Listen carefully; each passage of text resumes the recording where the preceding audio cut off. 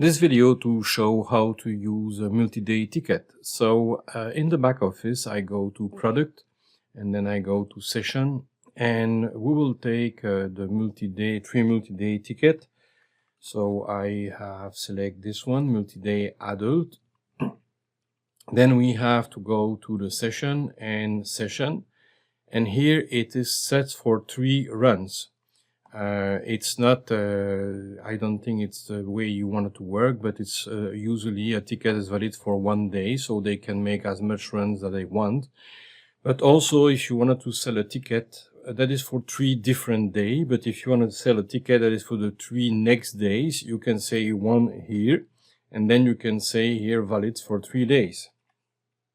So that is 1 ticket, and that person can go in for 3 days in a row.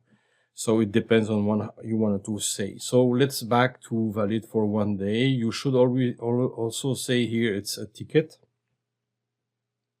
And you have to say that is an electronic ticket. That means that you will use it as a RFID card.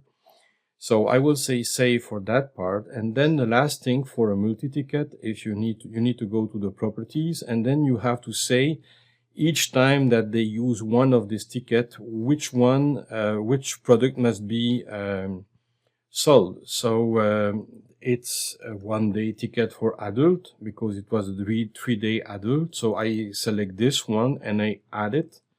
So each time that you use the 3 day ticket, the system will use a 1 day ticket for that person, and so the card will be linked to the 1 day ticket, not to the 3 day ticket. So I say save, and that's it for a multi-day ticket.